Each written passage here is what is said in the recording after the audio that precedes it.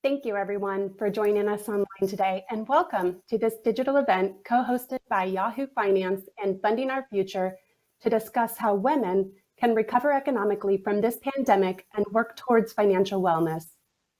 My name is Beth Sabatez, and I serve as Vice President of Marketing, Product, and Investments at ADP Retirement Services.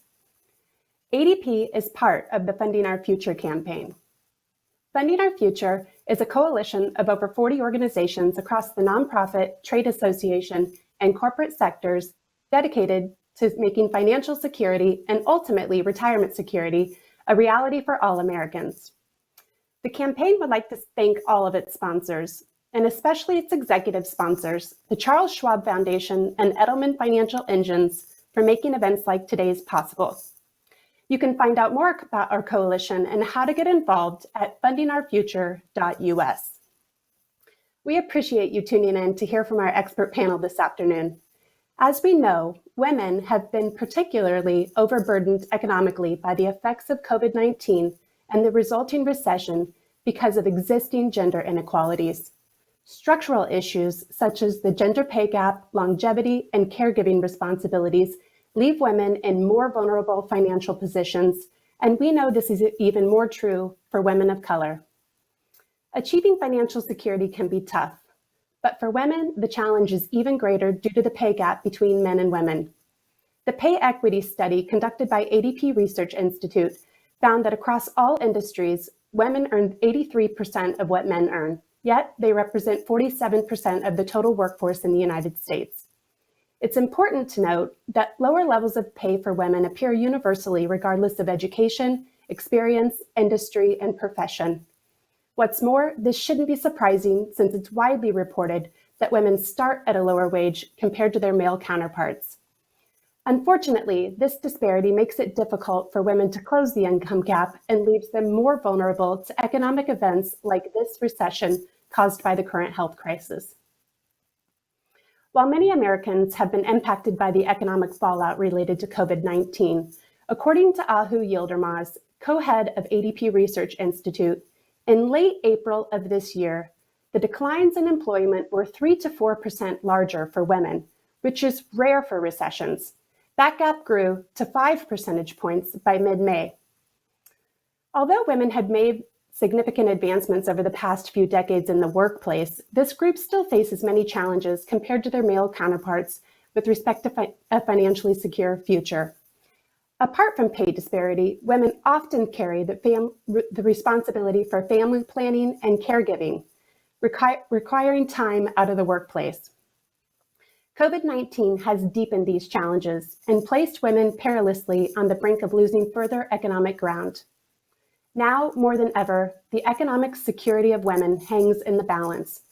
Awareness is a first step, and programs like this one from Funding Our Future can provide a podium to highlight the issues and positively influence change. At ADP, we are dedicated to helping employees achieve financial wellness through comprehensive workplace solutions. We understand that financial wellness doesn't just happen. It takes engagement and encouragement, so employees gain confidence and financial literacy while building financial security. One way we nurture financial wellness is through our personalized education program that connects participants in our retirement plan solutions to tools and resources to help them gain the essential financial skills they will use throughout their lives. ADP also brings together financial wellness applications that help workers improve financial literacy, manage debt, save for college, and more through the ADP Marketplace, where employers have access to a variety of solutions that can help address the specific financial wellness needs of their workforce. It's not only about employers offering financial wellness, but also advancing gender equality through diversity and inclusion. Diversity and inclusion are important values at every level within ADP. We are committed to investing in diverse talent globally and creating a space where all associates can grow and make positive contributions. Our development programs help prepare and promote women into leadership roles because we understand that actions speak louder than words. During the program, we encourage you to ask any questions you may have about personal finance and particularly the pandemic's impact. To ask a question, use the live chat function on YouTube and Facebook, or tweet your question with the hashtag BPCLive. We'll be taking a few audience questions for the panelists later on in the event. Now, let me turn this over to Alexis Christoforous, our moderator this afternoon and an anchor and reporter for Yahoo Finance. Alexis has an impressive and award-winning background in network television and radio journalism, and her career has spanned on-air roles at CBS News and Bloomberg. Alexis, please take it away. Thanks so much, Beth, and thanks to all of you for joining us today. I know we're in for a very lively discussion on a very important topic, and we want you to be able to leave today's discussion with actionable things you can do to make an impact on your finances, your relationship with money, and investing. So let's get right to it. I want to welcome our panel this afternoon. I want to welcome Carrie Schwab Pomerantz. She is the board chair and the president of the Charles Schwab Foundation. We also have Michelle Singletary, is a personal finance columnist for the Washington Post. Also with us today, Emily Green. She's the director of private wealth management at Ellevest, and that's a financial company founded to help women. And we also have Maggie Germano. She's the CEO and a financial coach for Maggie Germano Financial Coaching. So my thanks to all of you ladies for joining us today. And, you know, we come together just a couple of days after the passing of Supreme Court Justice Ruth Bader Ginsburg, a legal pioneer for gender equality. And I wanted to share one of my favorite quotes of hers that I thought was fitting for today. She said, "My mother told me to be a lady. And for her, that meant be your own person, be independent."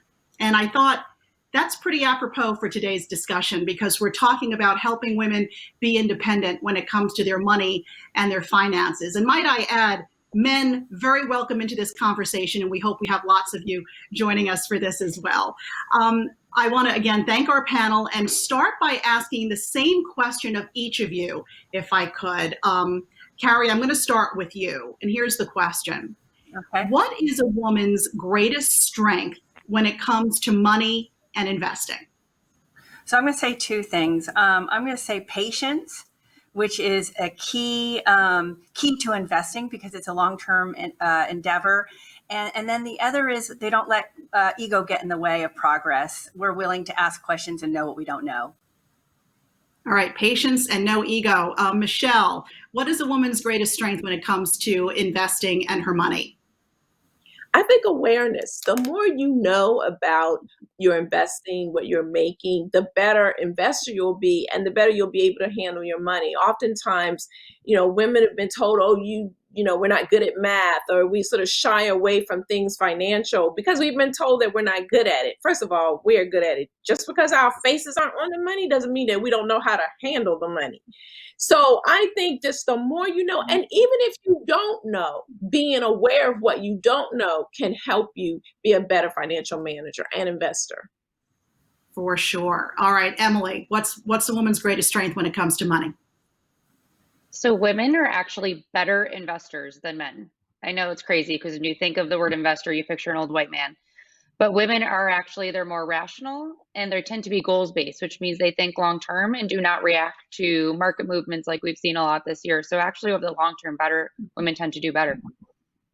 Interesting. So we're not working off our emotions as some might think we might be. All right, Maggie, what about you? So I think it's really great how women actually prioritize their values and the things they care about most when it comes to their money, whether it is reinvesting back into their families or being thoughtful about where they're spending their money or investing their money and the way that it impacts the world kind of at large. That's something that I think is a huge benefit for women. Love it. And I also love how each of you sort of has your own niche within this topic and this conversation, bringing something different to the table. We have a relationship with money, and we start that relationship at a pretty young age. And for better or for worse, it usually happens at home. And Carrie, I know that you spent a lot of time talking about this, researching this, and you say we actually tend to talk to boys differently about money than we do with girls. How so, and how can we start to change that narrative? Yeah, I think parents don't really realize it, to be honest with you. I mean, I've been studying attitudes and behaviors among gender for years and years, and it all starts in the family. And parents are talking to their sons about investing, estate planning, debt. With our daughters, it's savings and budgeting, which are really important concepts. But if it's gonna come down to building wealth, we need to understand how to invest as well. And through our studies, most recent one of 16 to 25-year-olds, young men were twice as many young men as women had investment accounts. So we want to talk about the structural issues in our country, which are absolutely there, but it does start at home. And we can just so easily just change that conversation. Maggie, how might we start to change that conversation? Yeah, that's a great question. So I think starting off by assuming that anyone might have to manage their own money at any given time in their life, whether they're a woman or a man, whether that means that they might not partner off eventually, or they might end up single or remain single throughout their lives, or they just want to be the person that's kind of in charge of their finances, no matter what is going on. So making that assumption, whether you have daughters or sons, and teaching them with that assumption. You know, Michelle, women have been told that more education will lead to better wages. Women are now half of the U.S. college-educated workforce, yet we're still earning less than men. I read somewhere on average, a man with a bachelor's degree earns about $26,000 more than a woman with a similar degree or the same degree. The gap we know is even wider for women of color. How do we start to narrow that gap? Well, I mean, obviously policy. We have to make sure that the policies are in place so that there's not wage discrimination. I think we have to empower ourselves and women to ask for more. The salary negotiations are just sort of really hard for women. And it was for me personally. I was sort of afraid to ask. I didn't want to, it sounds ridiculous that I was going to somehow insult my boss by asking for more. And I have to tell you, my mentor on this issue happened to be a Black male. And I went and I said, I want a raise. And I was like, I'm not so sure. And he was just like, look, don't white boys ask for whatever they want. You should ask for what you want. And ever since then, I negotiate myself. And I think we just said to say, you should know what you're worth and ask for it. And then shop yourself around all the time. I mean, don't tell the post because hopefully then I'll watch it. I'm always talking to other people like, who wants me? Because sometimes it's not until somebody else wants you that you can get a raise. So you should always be shopping yourself.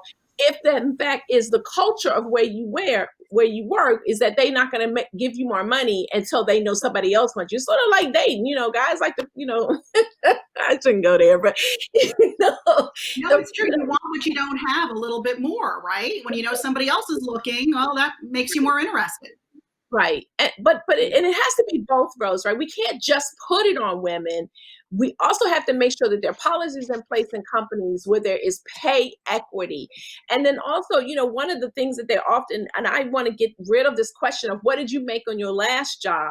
Because that often starts you off behind. Because if you're already behind because you're a woman and or minority or both, then that next job is going to make you behind and you continually just stay behind. So, what I made on my last job has nothing to do with you're going to pay me on this job. And that's what I tell people when I'm on a job. Excellent negotiating point, right? It's, it'd be nice and a nice way to throw it back to them and say something like, well, I'd like to start the discussion after you're able to make me an offer. And, and then, sort of from where you're building, as opposed to, making their jobs easier, telling them what you made before. I see a lot of heads nodding here. Emily, I want to get to you because we talk a lot about the gender pay gap, but you say there's a gender wealth gap. And while we may not always have the power to figure out what it is we're going to be paid, we can at least look over what we're going to be investing and how we invest, right? Yeah. So the wealth gap is actually even worse than the pay gap. We talk all about the pay gap, but the wealth gap is actually a woman's wealth on average is 32 cents on a man's dollar. And actually a Black and Latino woman, it's 1 cent on a man's dollar. So really horrendous when we think about the wealth gap. And there's lots that go into that, including the pay gap. What we focus on in Ellevest a lot is the investment gap. And so that women on average keep 70 cents of every dollar in cash over her lifetime. That costs her hundreds of thousands, if not millions of dollars. And so when I think about it, the pay gap, you can ask for money and such, but you can't actually be the one who pays yourself more. But your investment gap, you can actually decide that you are going to invest your money. It is something that you can control. You can contribute to your 401k, you can contribute to your IRA, you can invest your own money in individual accounts and such outside of that.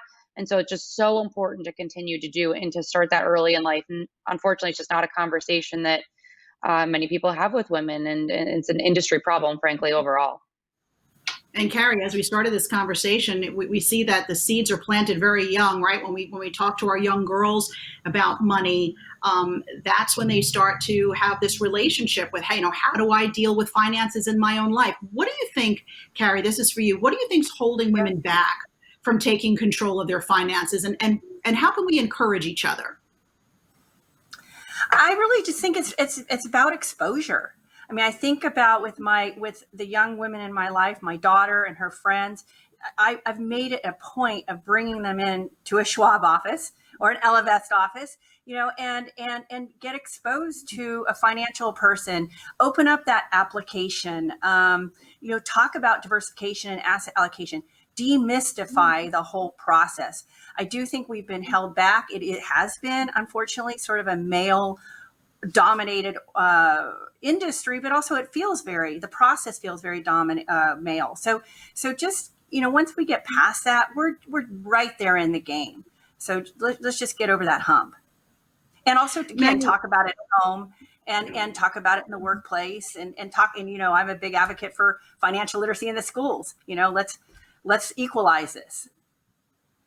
No, that's a huge part of it. It's not really finances are not a part of the school curriculum. What age do you think we can start to introduce that, Carrie? Most experts would say start, 5 years old, even with parents, by the way, with an allowance, that's a financial literacy lesson. But if you're going to kind of do the best time, I would say high school, because that's when young people are having jobs and are having to manage money. Having young people open up their Roth IRA at 16 years old with their first job. I mean, that's a great lesson, but it's a lifelong pursuit. It's, so it's starting in high school and taking it on for the rest of your life.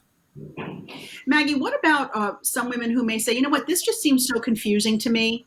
I don't understand investing, so it's not for me. Or they think, I just don't make enough to invest. What would your advice be to those women?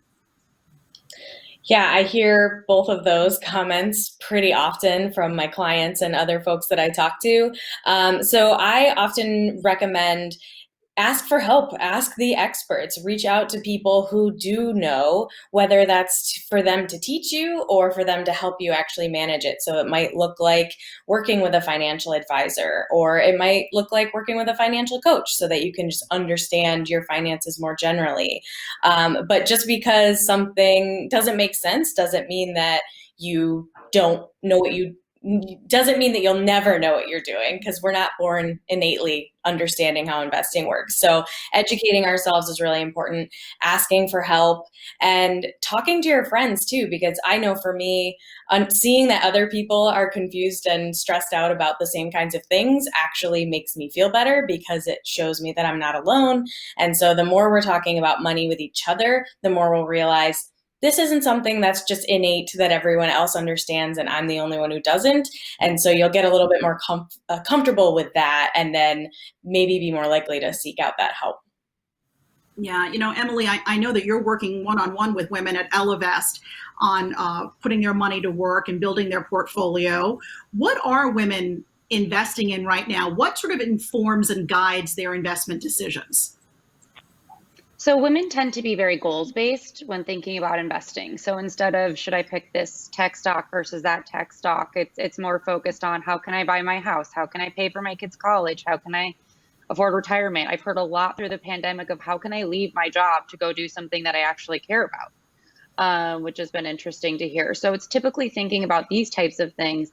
And what I've realized is, the industry needs to change itself, instead of a lot of times how we talk to women about money is that they need to change themselves. And we need to focus on how we can help them to achieve those goals instead of sitting in these meetings and talking about in acronyms. And, I always tell my clients, like, okay, you have a 60% equity portfolio, 40% fixed income. That means nothing to you, nothing. And so how can we make that actually in terms of how are you going to achieve those goals that you laid out and sat through and thought about for many, many decades of your life in order to do that? And so thinking about that, and then back to Maggie's point earlier, which we can always dive more into, is the impact-based investing. And so a lot of women are wanting to invest along with their values now. I definitely want to talk about that because that's a huge part of it. But Michelle, I want to ask you, because women of color have been disproportionately impacted by this pandemic, and fewer numbers of them actively invest. Why do you think that is, and how can we get into these communities and get more women of color involved? Well, we know that the hardest hit for the pandemic has been those in the service industry. And unfortunately, we're disproportionately in the service industry, restaurants, teachers, things like that.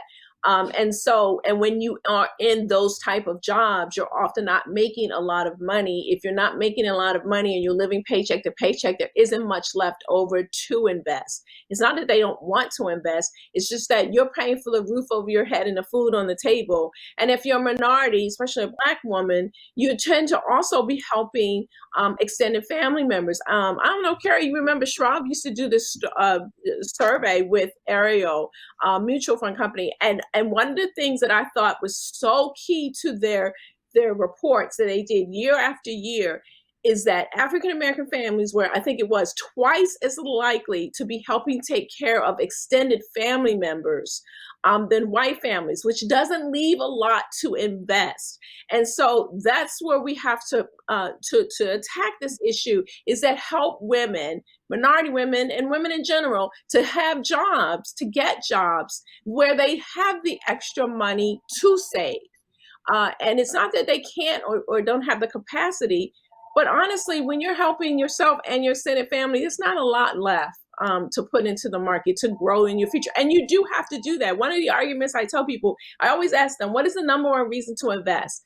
And people will say, oh, I want to have a nice retirement and this and that. But the number one reason is inflation. You've got to make sure that your money is going to get what you need in the future. So if not, forget all that little lofty stuff about being on the beach and so forth. You just need to be able to milk today and tomorrow. And the only way to do that is to get jobs that pay well enough for you to have that extra money. Yeah, Carrie, I mean, a lot of the jobs, to Michelle's point, that have been impacted by this pandemic are the service industry. And so these are lower paying jobs. You do have a number of minorities holding these jobs. I guess the question becomes, has there just been a seismic shift in the workforce? Are these people going to be able to get their jobs back when we get out the other side of this pandemic? Oh boy. I mean, that's an economic, I certainly expect so. I think, I see everybody nodding their heads. Of course, we're going to get back to it. And we've had so many disasters in our country and our world, and we've always fought through them. And this one's taking a little longer, some divots and so forth. We won't get into that, but we will get there. We're a strong society. So we'll get there. And I will say one thing about this. It's been kind of not interesting, but the pandemic has definitely showcased the vulnerabilities of people of today. And unfortunately, and I know all of you on this panel agree with me. It's now we've got to encourage not only people about investing, but really having an emergency fund. Just having a little bit of squirreled away cash for situations like this. Now, admittedly, this is taking a lot longer. But cash, in these kind of situations is king and brings you that confidence and ability to go through it. Yeah, Michelle, you wanted to say something? I think something that Carrie said that is so. Two things that she said. I think she's brilliant, by the way. I love Carrie. Was that I really do. She's like my role model. Is that this? That's so great.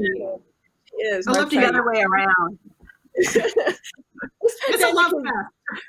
Yeah. And I love that it's all women talking about money too. Like, it's so cool. So the pandemic has, I think, exposed what is wrong with the economy, but in a way that we now realize that we are all connected. So the whole language of our country is just pull yourself out of bootstrap, as if this is a singular way for you to achieve wealth, that it's all about you and what you do. But now we know that if other folks are not making enough money, if they don't have the money to have a cushion, it impacts you directly. Look at what's happening with the markets. It doesn't, I mean, in March when it first happened and now, so that it is important that we all look at what's happening with the pay gap, the wealth gap, the discrimination, because if the folks behind you, below you, are not earning a decent enough living, they lose your jobs in an economy, they can't buy stuff, it impacts us all. So if you don't, selfishly, you should want to help women have pay equity with men and Blacks to have pay equity. And then the other thing that she said is that this too shall pass, because the one thing that I've been at, women are asking me is, should I pull my money out of the market? And they want to run away because we like security. And right now the market is insane. It's up, it's down, it's sideways, and it scares people terribly. But this will pass. We have been through some incredible issues in this country, war, slavery, and we have gotten past it. So if you're an investor, you got to have a good plan and stick with it, even when it's crazy. And you know what? Yell and scream all you want. I hate when financial statistics say, oh, don't panic. That is just crazy. The market goes down 1,000 points. I'm going to panic, and I know what to do. So the thing is, panic, but don't act on that panic and that fear. That's the difference. Don't act on it. Feel what you need to feel, because that's a legitimate feeling, but just don't act on it. And the way you don't act on it is to have a plan in place. And Emily, you touched on this earlier, that as women investors, we don't necessarily let our emotions get away with us and trade on emotion. So talk to me a little bit about investing in this environment. It seems like there's this disconnect between Wall Street and Main Street, Wall Street continuing. I mean, I know we had a very bad day today and last week, but in general, the market has been doing very well and hitting record highs despite the pandemic and what's going on in the real economy. So where are, I guess, opportunities right now? Where has the pandemic created some opportunities for investors, and particularly for female investors? Yeah, I think this is where that values-based investing has really become at the forefront of things. And not even just, frankly, the pandemic, with the racial justice crisis that we've gone through in our country and such. Like, I spent the month of June, we have gender lens portfolios at Ellevest, and I actually spent the month of June realizing that if we are not looking at the racial injustice within our portfolio, really our portfolio was only supporting white women. If I'm not looking at private prisons, if I'm not looking at all this, I'm not looking at any of I'm not actually supporting all women.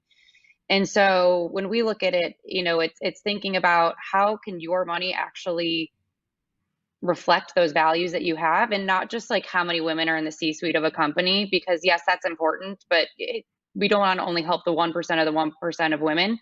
We want to make sure that the policies at companies are right. I know that Michelle touched on, do you have daycare? Do you have parental leave? Do you have all these types of things within your companies? What kind of data privacy do companies have? Because data privacy disproportionately affects women. Climate change disproportionately affects women and people of color. So how are we looking at all of that in terms of portfolios? And it's really come to the forefront to focus on all of this today. And majority of women actually have asked their financial, I think it's 90% of people, actually, not just women, have asked their financial advisor about impact investing, and only 14% of financial advisors have actually brought anything about impact investing to their clients. And so it's becoming more and more important today. And so I think you can do it. So a lot of people think they go to their advisor and their advisor tells them they have to give up return to do it, which is just not true. It's just, people in investing don't like to learn new things. But really just focusing on how you can invest, but invest in ways that you really care about, which I think since Friday, frankly, has even gotten even more important the past 3 days. So just finding the right people who can help you do that right now. Maggie, you would be one of those people to help folks who are looking to invest and have impactful investments. What are you hearing from clients, and how are you how are you guiding them if they say, look, I want to invest in things that matter to me? Yeah. So one of the first exercises that I have clients do with me is identifying what their values actually are. So whether that is going to determine how they're spending their money on a day-to-day basis or where they want to be putting money when they are investing. And so getting really, really clear on what those values are and then how those actually relate to money, how they can change their money habits to align with those values. That's a huge piece. And then again, talking to financial advisors or whoever is, helping manage your investments about what your options are when it comes to impact investing and things like that. And that's definitely coming up more and more often. Most of my clients work in either the public sphere or the nonprofit field. And so they care very passionately about a lot of things. So they want to make sure they have money to be donating or donating to campaigns, especially right now, and things like that. So looking at kind of that whole spectrum of the day-to-day spending and where you're putting your money and which companies you're kind of giving money to and who you're helping prop up and what you're helping prop up in that way, as well as who you can be philanthropic with, as well as where your money is investing and what kinds of causes you are supporting with your investments versus the ones you might not want to be supporting. Mm-hmm. Carrie, I know impact investing has become a bigger and bigger part of what you do at Charles Schwab. Talk to us a little bit about that and the idea that Emily brought up, which is it's not a trade-off, right? You don't necessarily have to trade higher returns and better profits returns on your money if you're going to go the way of impact investing.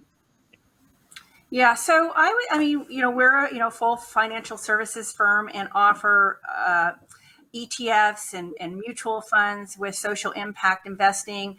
There's also, tax loss harvesting type of products where you can actually pick and choose companies that you want in or out of your portfolio. My daughter actually works at Calvert Impact Capital in Washington, D.C., Michelle, which is another wonderful social impact organization. But I would say that as an institution, you're going to see more and more options from us because so many of our clients are demanding it, like Maggie mentioned. I want to talk about saving for retirement, which we sort of touched on in this conversation. Less than 70% of U.S. women are investing money for retirement. Less than 70%. That's compared to 81% for men. And a new poll found that, or a recent poll, I should say, found that women place investing for retirement as their fifth most important financial priority. You know where men put that? Number one. So, Maggie, I'm going to put this to you. How do we begin to change that and have women think about, saving for retirement a little higher up the ladder? Because when you look at financial priorities for women, they carry more debt than men. They often leave the workforce temporarily, at least, for childcare. Their earnings tend to peak 10 years earlier than that for men. So how do we start to change the way women are thinking about retirement? Yeah. So first off, I would say just making it very clear how much of a priority it is, and that you don't have to have paid off your student loans first before you get and start saving for retirement. That as soon as you start working, you should be investing in your retirement, because regardless, there will be a point in your life where you will either not want to be working or you will be unable to work. So whether that's because you get sick or injured or you're just unable to work when you're in retirement age, you might not have any other options. So you want to make sure that you have money set aside that has grown over the past 30 or 40 years that can support you and protect you. And it's not about this, like one of you said, laying on the beach and having this really romantic retirement. It's about being able to support yourself and survive as you're getting older.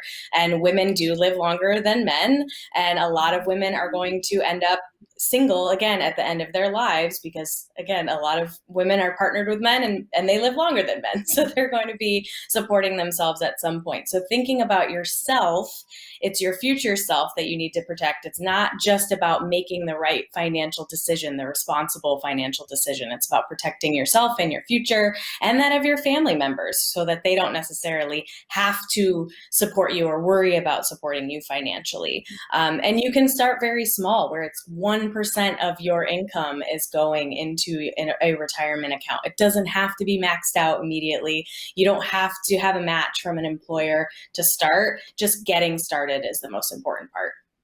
And that's usually the hardest part, is just getting started. But you're right. I mean, putting something aside, even if it's 1% or less, is better than putting nothing aside. But Michelle, to your point earlier, for a lot of people hearing this, they might be saying, oh, that sounds all well and dandy, but I need to think about tomorrow. I need to think about next week and next month. How can I even begin to think about the next 20, 30 years? What do you tell them? So I work with people a little differently. I try to start with their budget and their debts. And my goal is to get people debt free, because when you're free of that debt, then you free money up to invest. So I actually tell college students to, if they can, to go home and live with your parents, pay off that debt, stay there. If it means 3 or 5 years, use almost all of your salary to pay off the student loan debt. I'd like to see people debt free, because practically speaking, and I know this because I work with individuals on a one-on-one basis, and I work with couples with their budget, not investing, but how you pay the bills and get out of debt. And what happens is, if they don't attack that at the front end, when they are starting to make more money and they may have put money into a retirement fund, they start to dip into it and take it out as loans or withdrawals, or when they change jobs. So practically speaking, they see that not as necessarily their retirement fund, but as something that they can dip into, which we all know that once you do that and you remove it, you're removing the possibility for returns, and it becomes a habit. And so I say, let's get rid of all that debt, and or don't take it on. So I kind of try to go back to the beginning of better financial practices that can put you into a position that once you invest for retirement, you don't have to tap that money, or that there's not so much draw on your salary. So, for example, when I'm talking to people about buying a home, I'm saying, don't go by what the bank says that you can afford. When my husband and I were looking for a house, they said we could afford this much. And I said, you must be crazy. And they said, well, we're looking at your gross income. And I'm thinking, well, I don't live on my gross income, Mr. Banker. And so we bought less than what they said we could afford. We used a benchmark, and we also added back in the care that we give to our family members. I was taking care of my disabled brother. I knew that I sent him money every month. So I added that into my debt figure. I didn't get that tub that had the jets, because, you just put your hand in the water and go like this and get jets, So I'm just saying, that's that we have to, that's practical stuff that people can identify with.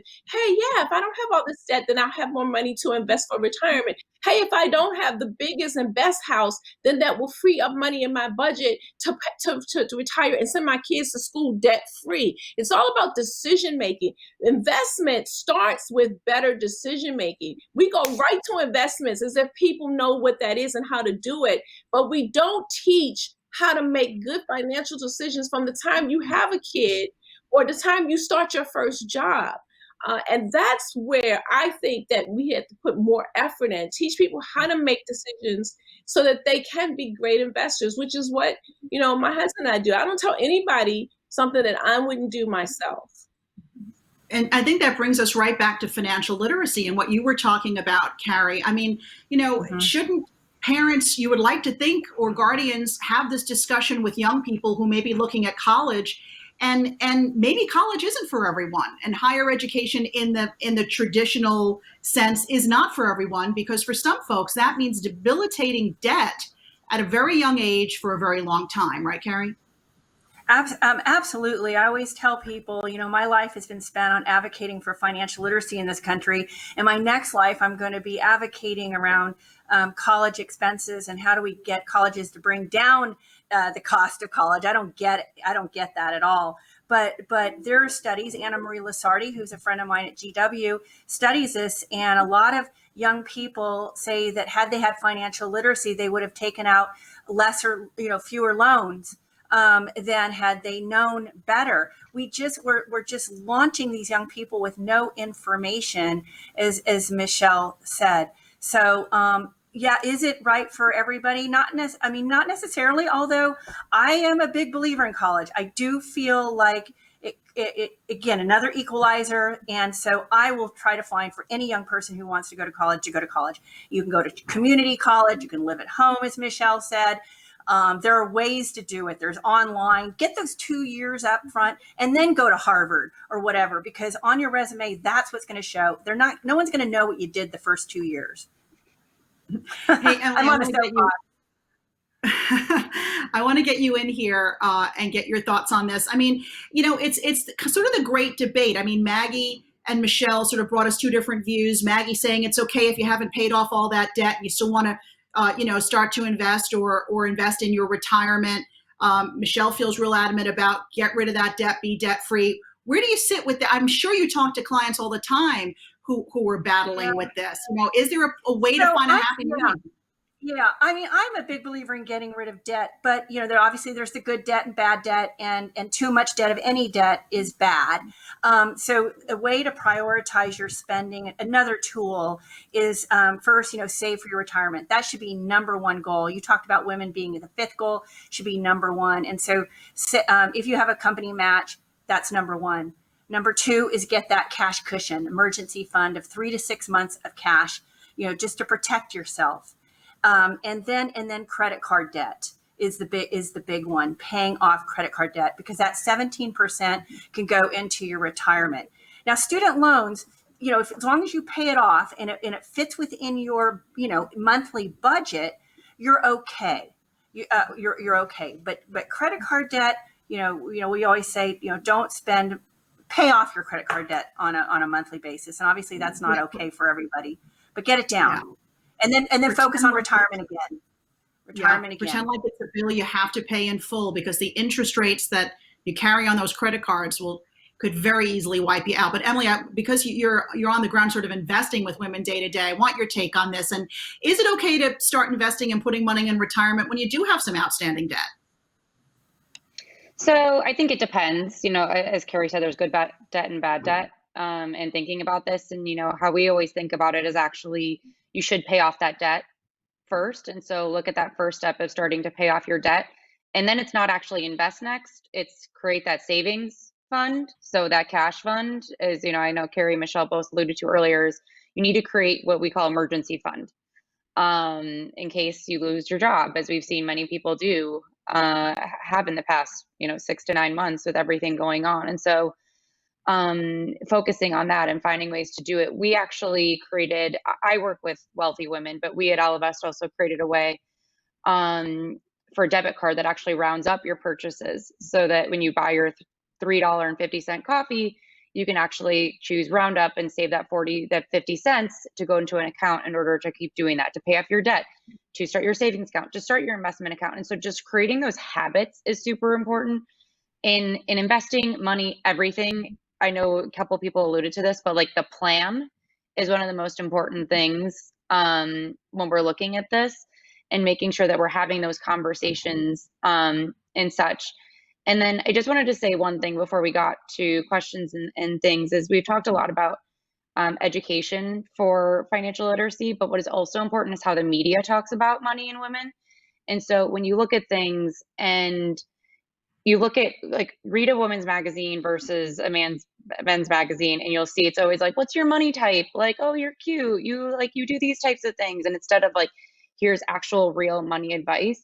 And so we need to also change that and have the real advice. That's not just like, oh, you shouldn't. I mean, we did this whole thing about that you shouldn't ridiculing people for telling women they shouldn't buy their latte. Because actually, if you do the math, it actually doesn't work. It's actually this most ridiculous thing that's just shaming women. But making sure that how we're talking about in the media and looking at this is just as important as when we're young. And so making sure that our whole lives that people are talking to us the right way about money. All excellent points, ladies. And we have got the conversation rolling here, because the questions from viewers are coming in, and I do want to make time for them. So I want to get to a few of them right now. Okay, so this one's coming from Stephanie It's coming from YouTube. And Maggie, I'm going to throw this one your way. And here's the question. Where can women turn during this pandemic for financial advice, especially those who can't afford to pay a planner or those without assets to invest? Good question. Yeah, it's a great question. So I'm sure there are plenty of people out there who can't afford to hire an expert to help them through this time right now, especially if they're struggling with income or job loss. So I would say to turn to honestly the internet. So there's so many financial folks out there on Instagram and Twitter who are really, really wonderful. A lot of women too. I mean, I'm connected to a lot of women in the personal finance sphere. And obviously there's all of us on this panel as well. So there's a lot of advice, even just generalized advice. So if you couldn't afford to hire someone individually, they probably can't say this is exactly what you should do because they might not know your personal situation, but more general guidance, more general best practices. There's lots of blogs out there. And like I said, a lot of people kind of using Instagram as a platform, lots of podcasts, and find the ones that actually resonate with you, because there's going to be a lot of people out there who do not align with your values, or they do not understand your circumstances. There are people that kind of have tunnel vision with how you approach personal finance, or they say one size fits all.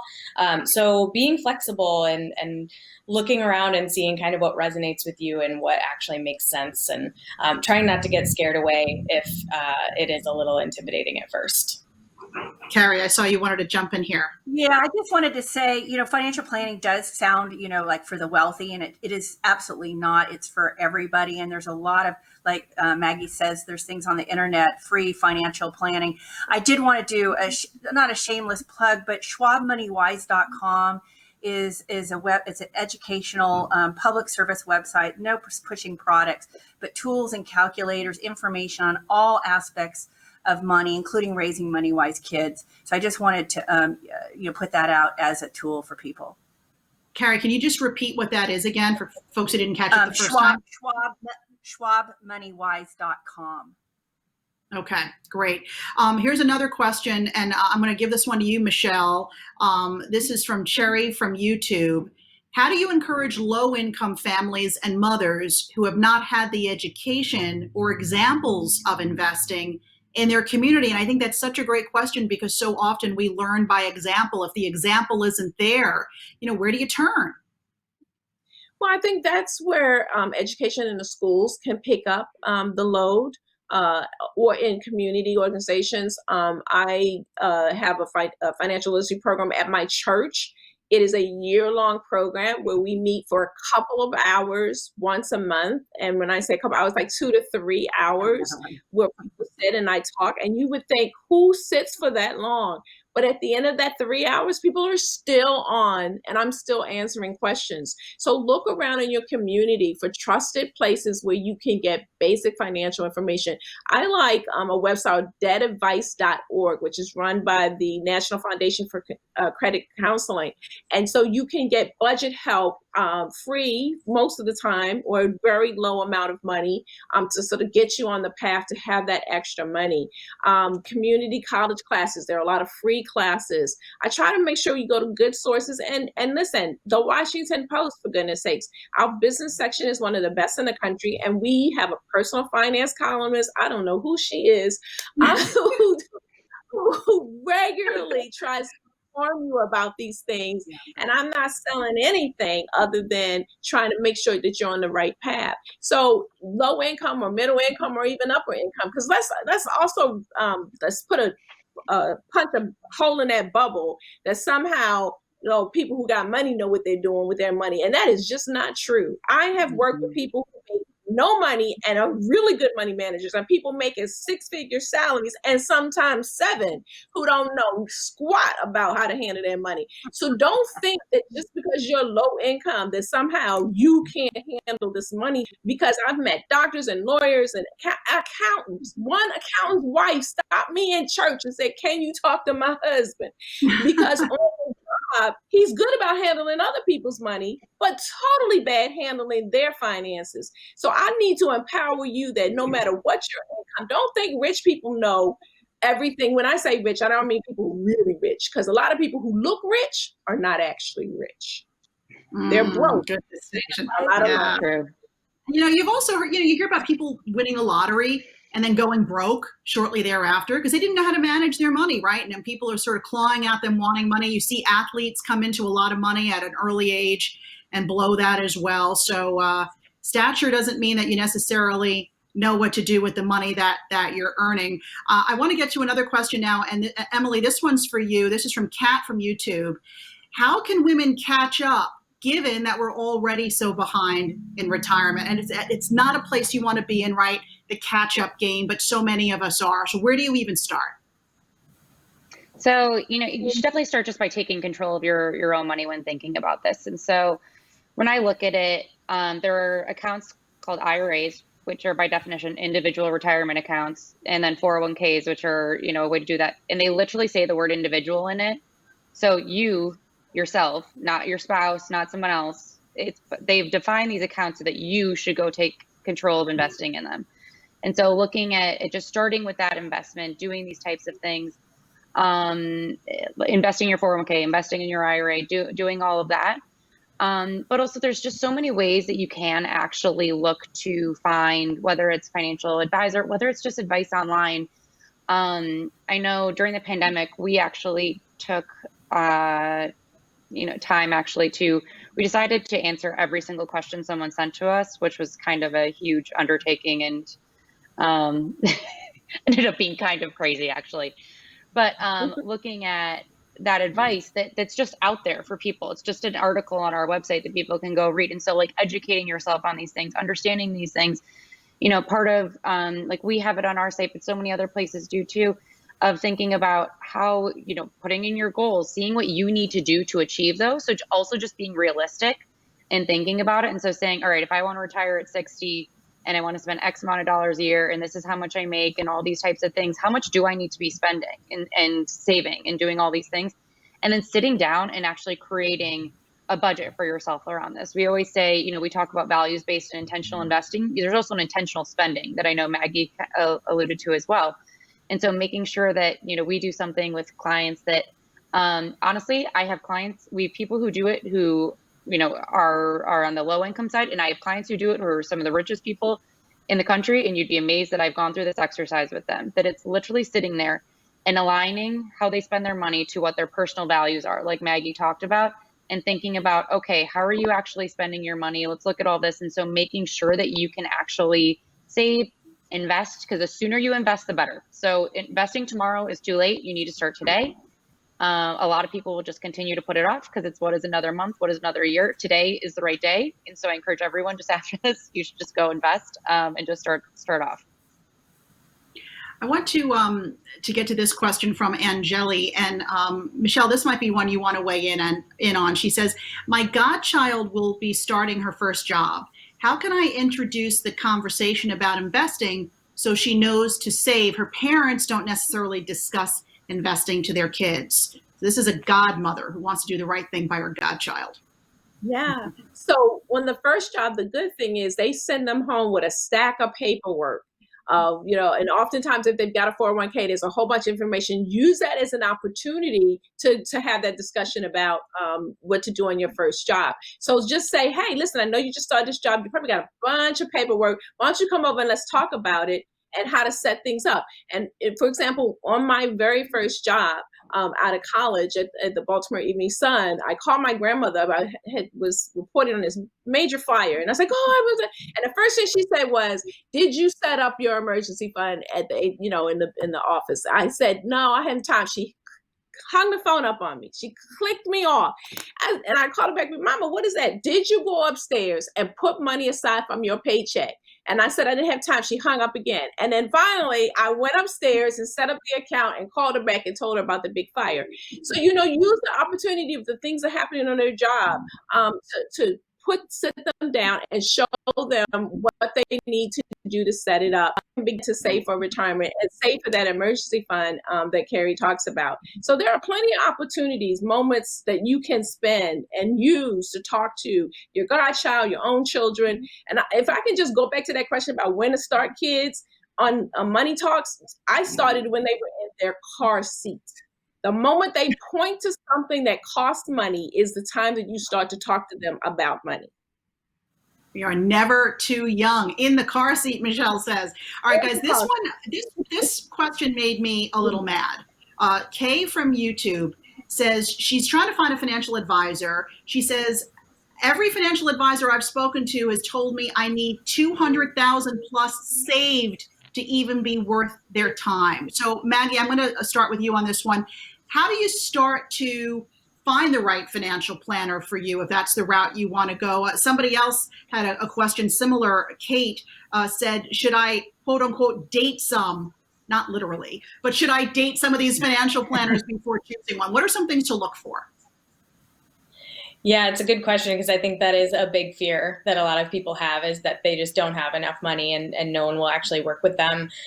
So the first thing I would say is where, Emily is at Ellevest, and they're a robo-advisor, so you can just get started with pretty much anything that you have. I don't even think there's a minimum to invest. Yeah, a penny.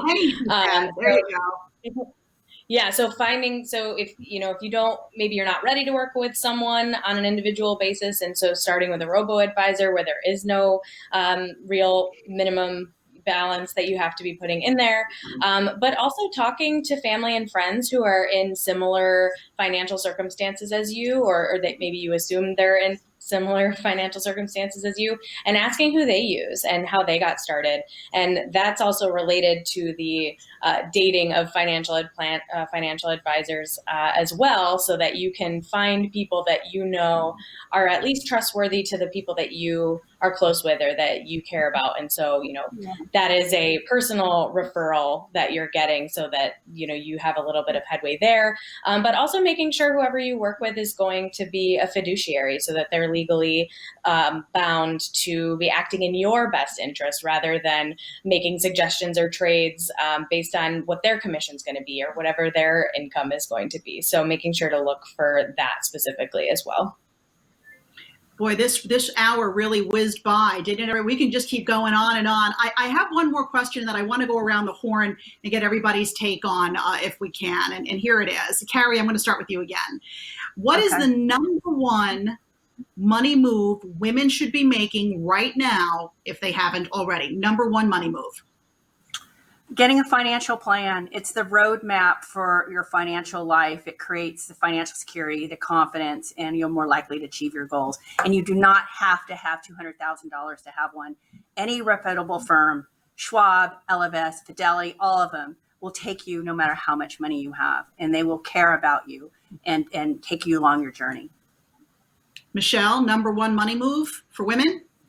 I think the number one move is to start with, what do I want to do with my money? Just get an index card and just decide, what do you want to do? For us, when I first got married, was to send my kids, all three of them, to college debt free. Because without this action plan for your money, then you do sort of flounder. So what do you want? At the end of your life, you want to close your eyes and go, oh my gosh, this is what I did with the money that I made. And when you have that envision, then you can do the things, save and do things like that. But if you don't know for sure, then you're not going to be able to save and have money for investment. I want to retire before I need a walker. And I know as much, I'm a great mom, but my kid, I can't count on my kids taking care of me in my old age. So I want to be sure that I can take care of myself. So that was a major goal. Because you already heard what kind of mother I am. So you can imagine they want to put me in the back room with the TV that don't work. So retiring so that I'm independent is on my index card. Ruth, Michelle, you're taking Ruth Bader Ginsburg's advice, right? We started this out with her quote, be your own person, be independent. That's exactly what you're trying to do. And by the way, not be a burden to your kids as you get older. Maggie, want to get your take on this. Number one money move women should be making right now if they haven't already. Yeah, get a full understanding of your financial circumstances. So understanding how much money is coming in, how much needs to be going out, what kind of debt you have, what you did with your past retirement accounts, if you've had them, just getting that full financial landscape so that you actually have a roadmap for going forward, because you don't really know how to get to where you want to be unless you know where you're starting. So that's the first step I'd take. All right, Emily, I'm going to give you the last word here. Number one money move for women right now. Yes, I would say also creating a plan. Money is the number one source of stress for women. First thing. So creating that plan and having that confidence is huge. And with that, I'd say once you have that plan, as Maggie talked about earlier, I always stress people, find a financial advisor, whether it's a robo advisor or a human or whatever, whoever it may be, that you can actually speak to and that you actually like. A lot of times people ask me, how do I know if my advisor is the right person? I said, it's always, you're going to have to tell them things that you do not tell your family and your best friends and such. And so make sure that you feel comfortable to call them and tell them anything that comes to your mind, so that you can actually be successful on that plan that you created. I'm going to send you all a big virtual hug here during this pandemic, because we brought some great things to light during this conversation and hopefully gave people some real actionable things they can do to impact their finances right now. I want to thank our panel of experts, Carrie Schwab Pomerantz, Michelle Singletary, Emily Green, and Maggie Germano, for being with us. Thank you all so much. And if you missed any of the webinar, you want to rewatch parts of it, put it on a loop and, play it as you go to bed at night, you can do it. It's available on yahoofinance.com as well as on the bipartisanpolicy.org website. So again, yahoofinance.com, bipartisanpolicy.org. Thank you all for joining us. Wishing you all good money and good sense. Goodbye, everybody. Bye. Thank you.